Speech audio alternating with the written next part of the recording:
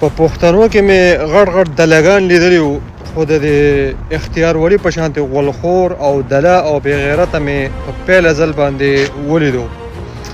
زمونږ سهیل خان آفریدي بیان ورکړی دی چې فوج به زمونږ په جوماتونو کې سپي تړل د امریکې د فوجیانو سره، موږ به ورته وایي چې دا د جومات توهین دی، نو فوج به موږ ته وایي چې په تاسو کې او په دې سپو کې فرق نشته.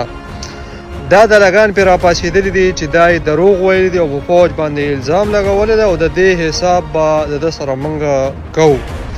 پښتنو دا دلګان وپېژنئ په خیبر پښتونخوا کې چې څومره اپریشنې کېږي، دا دلګانې مشران دي، امیر مقام دی، ایمل ولی دی، مولانا فضلالرحمن دی، په سینټ کې ناست دي، ورونه په اسمبلۍ کې ناست دي.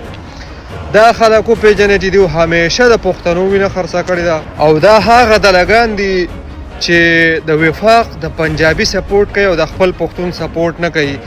په دې فوجي اپریشنو کې په پښتنو باندې څومره ظلمونه شوي دي، زناګانې شوي دي، ګناهونه شوي دي، چې د قرآن توهین شوی دی، د جوماتونه پکې شهیدان شوي دي، د خلکو سره بلاৎکارۍ شوي دي، د خلکو کورونه عزتونه تار شوي دي، کورونه لوټې شوي دي، د کور د عزت سره لوبې شوي دي. ولې د خلکو ته معلومه نه ده چې د ظالم جابر نظام زمونږ په پښتونخوا کې څومره ظلم او جبر کړی دی. د اپریشنو په دوران کې زناګانې د خلکو سره شوي دي او دی وایي چې د سره به موږ حساب کوو. ته ډېر غټ ډله او بې غیرته سړی په پښتنه خاوره باندې پیدا یې، د نوښار په خاوره.